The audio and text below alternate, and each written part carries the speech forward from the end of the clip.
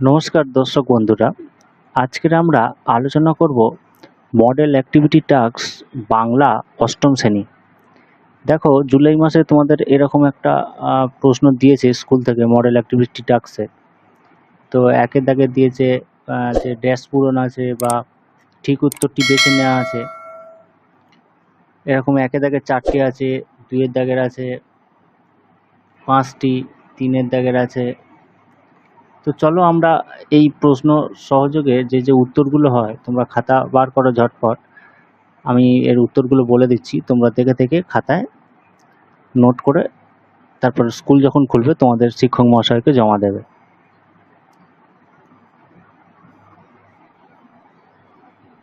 তাহলে চলো ভিডিওটা শুরু করছি। দেখো, একের দাগে বলেছে ঠিক উত্তরটি বেছে নিয়ে লেখো। ড্যাশ বিষয়ে পৃথিবীতে কোনো জাতির আরব দিগের তুল্য নহে। এর উত্তর হবে আতিথেয়তা, ঘয়ের দাগের আতিথেয়তা। 2-এর দাগে বলেছে আমার কাছে কিরূপ আচরণ প্রত্যাশা করো। সেটি হলো সেকেন্দার, খয়ের দাগের সিকেন্দার হবে। 3-এর বলেছে পশ্চিমে কুঁদরুর তরকারি দিয়ে ঠেকুয়া খায়। টেনিদাকে একথা বলেছে ক্যাবলা, খয়ের দাগের ক্যাবলা। আমরা একের দাগে 4-এরটা দেখব। মাইকেল মধুসূদন দত্ত যেই জাহাজ থেকে তার বন্ধু গৌরদাস বসাককে চিঠি লিখেছিলেন সেটির নাম হলো সিলন, খয়ের দাগের সিলন। এবার আমরা সংক্ষিপ্ত উত্তর যেটা আছে 2-এর দাগের প্রশ্নের উত্তর আমরা শুরু করছি। দেখো, মানধাতারি আমল থেকে চলে আসছে এমনই রকম। কোন প্রসঙ্গে কবি কথা বলেছেন? তো উত্তরটা হবে কবিগুরু রবীন্দ্রনাথ ঠাকুরের লেখা বোঝাপড়া কবিতা থেকে উদ্ধৃত অংশটি নেওয়া হয়েছে। এই লাইনের মাধ্যমে তিনি বোঝাতে চেয়েছেন পৃথিবীর কোনো মানুষই সকলের কাছে প্রিয় হয়ে উঠতে পারেন না, আবার সকলের সব কিছু পায়ও না। কেউ বেশি পায় আর কেউ কম পায়।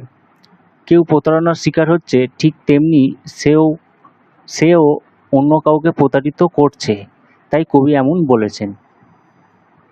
এবারে 2-এর দাগে 2-এরটা দেখো। আমা অপেক্ষা আপনকার ঘোরতর বিপক্ষ আর নয়। বক্তার এর কথা বলার কারণ কি? উপরোক্ত বক্তব্য নেওয়া হয়েছে ঈশ্বরচন্দ্র বিদ্যাসাগরের লেখা অদ্ভুত আতিথেয়তা থেকে। এখানে বক্তা আরব সেনাপতি মূঢ় সেনাপতিকে একথা বলার কারণ হলো গত রাতে যখন দুই সেনাপতি পরস্পরের পূর্বপুরুষের বিক্রম বর্ণনা করছিল, তখন আরব সেনাপতি জানতে পারেন এই আশ্রয়প্রার্থী মূঢ় সেনাপতির নির্দেশেই তার পিতাকে হত্যা করা হয়েছিল। ফলে তার প্রতিশোধ গ্রহণের জন্য ইচ্ছা জাগলো আশ্রয়প্রার্থী আক্রমণ করতে পারবে না। তাই পরদিন সকালে মূঢ় সেনাপতিকে প্রস্থানের উপযুক্ত ব্যবস্থা করে দিয়ে একথা বলেছিলেন। 2-এর দাগে 3-এরটা বলেছে অ্যান্টিগো, তোমার এই উদ্ধত্তের জন্য তোমায় আমার সাম্রাজ্য থেকে নির্বাসিত করলাম। অ্যান্টিগোনাস কোন উদ্ধত্ত দেখিয়েছে? তো দ্বিজেন্দ্র রায়ের চন্দ্রগুপ্ত নাটকের সেকেন্দারের কাছে অ্যান্টিগোনাস যখন গুপ্তচর সন্দেহে চন্দ্রগুপ্তকে নিয়ে আসে, তখন কথোপকথনের মাধ্যমে জানা যায় গ্রিক সেনাপতি সেলুকাস সরল বিশ্বাসে চন্দ্রগুপ্তকে যুদ্ধ কৌশলে শিক্ষা দিয়েছিলেন।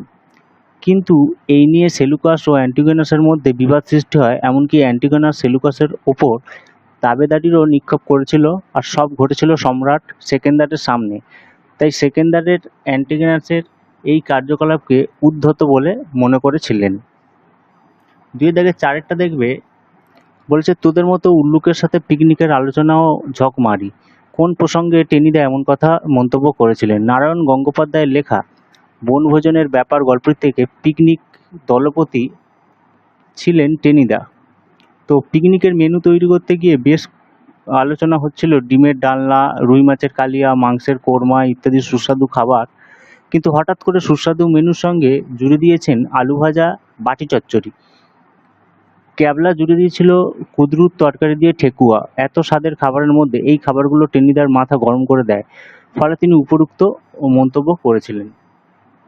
এবার আসি 2-এর দাগের 5-এরটা। কৌতূহলী দুই চোখ মেলে অবাক দৃষ্টিতে দেখে। চড়ুই পাখির চোখে কৌতূহল কেন? কবি তারাপদ রায়ের লেখা একটি চড়ুই পাখি কবিতায় চোখে কৌতূহল থাকার অন্যতম কারণ হলো কবির বাড়ির নির্জনতা। সাধারণত প্রত্যেক বাড়িতে একাধিক মানুষ থাকে, একজন বাইরে থেকে বেরিয়ে গেলে অপরজন বাড়ি দেখাশোনা করে। কিন্তু কবির বাড়ি কবি কল্পনা করেন তিনি চলে গেলে চরিটিভাবে ওই বাড়ির জানালা, টেবিল, ফুলদানি সব তার হয়ে যাবে। ৩ দাগের প্রশ্নটা দেখো, বলেছে যে নিজের ভাষায় উত্তর দিতে বলেছে। সবুজ জামা কবিতায় ভাববস্তু আলোচনা করো। তো কবি বীরেন্দ্র চট্টোপাধ্যায়ের সবুজ জামা কবিতায় সরল সহজ প্রকৃতিপ্রেমী তোতাই নামক এক শিশুর কথা তুলে ধরেছেন।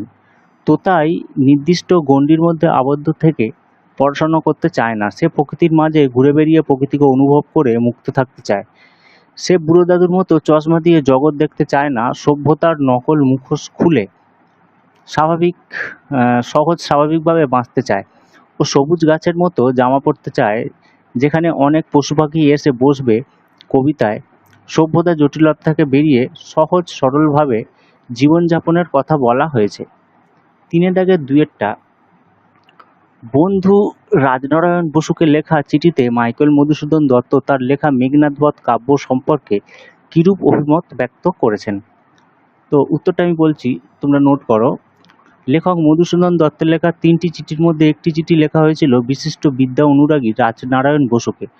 তিনি সেখানে মেঘনাদ বধ কাব্য সম্পর্কে জানিয়েছিলেন ৭৫০ লাইনের কাব্যের ষষ্ঠ স্বর্গের শেষ করেছিলেন মেঘনাদ বধের মৃত্যু মধ্য দিয়ে, সে কথাও তিনি জানিয়েছিলেন। মেঘনাদকে মারতে লেখকের অনেক কষ্ট হয়েছে, এমনকি তিনি কান্না করেছেন। এছাড়াও বলেছেন অনেক হিন্দু মহিলা এ কাব্য পড়ে কেঁদে ফেলেছেন। তাই তিনি চান রাজনারায়ণ বসু মহাশয় ও তার স্ত্রীকে এই বইটি পড়ার ব্যবস্থা করে দেন। ৩ দাগের ৩টা, পরবাসী কবিতায় শেষ ৪টি পংক্তিতে কবির প্রশ্নবাচক বাক্য ব্যবহার করার তাৎপর্য বিশ্লেষণ করো। কবি পরবাসী কবিতায় সুন্দরবন, জঙ্গল, প্রাকৃতিক পরিবেশের অসাধারণ বর্ণনা করেছেন, ঠিক তেমনি শেষের 4টে লাইনে তিনি নিজে মন থেকে একাধিক প্রশ্ন রেখেছেন। তিনি ক্ষুব্ধ হয়েছেন প্রকৃতিকে নিয়ে মানুষের এমন ব্যবহারের জন্য। তিনি প্রশ্ন করেছেন বন জঙ্গল প্রকৃতি ধ্বংসের বিরুদ্ধে মানুষ রুখে দাঁড়াচ্ছেন না কেন? মানুষ কেন চুপ রয়েছে? গাছপালা প্রকৃতির কি কোনো মূল্য নেই? তাদের কেন এত নগণ্য মনে করা হয়? কেননা মানুষ বাসস্থান নির্মাণের জন্য একই স্থান থেকে অন্য স্থানে ধ্বংস করে, কিন্তু নিজের বাসভূমি নিজের ঘর করতে পারছে না। তাই কবি এমন প্রশ্নবাচক বাক্য ব্যবহার করেছেন। ৩ দাগের ৪, কিন্তু এই রাত্রির কথা ভালোভাবেই আমার মনে আছে। পথ চলতি রচনাংশে অনুসরণে লেখকের সেই রাতের অভিজ্ঞতার বর্ণনা দাও। দেখো, ভাষাবিদ সুনীতি কুমার চট্টোপাধ্যায়ের লেখা পথ চলতি প্রবন্ধে তিনি বর্ণনা করেছেন কিভাবে গয়া থেকে কলকাতা পর্যন্ত একটি ট্রেনের বগিতে পাঠান যাত্রীদের সাথে গল্পগুজব বন্ধুত্বের সহিত ভ্রমণ করেছেন। সেই বগির পাঠানরা ছিল ইংরেজ দখলকৃত আফগানিস্তানের মানুষ। তারা পশতুভাষী ছিলেন, ফরাসি ভাষা জানত না। প্রথমে লেখক পশতু ভাষার বিখ্যাত কবি খুশ হাল খাঁ সম্পর্কে বললে তারা খুশি হয়ে যায়, এমনকি তাদের মধ্যে একজন পশতু ভাষার গজল শুরু করেছিলেন। তারপরে আদম খান ও দুয়োরানি গল্প আলোচনা হয়। এইভাবে লেখকের চেষ্টাতে দেরাদুন এক্সপ্রেস, ওই 3rd ক্লাস গাড়িটিকে একটি পশতু সাহিত্য সম্মেলনও শুরু হয়ে গিয়েছিল। সেই রাতের কথা লেখকের সারা জীবন মনে ছিল।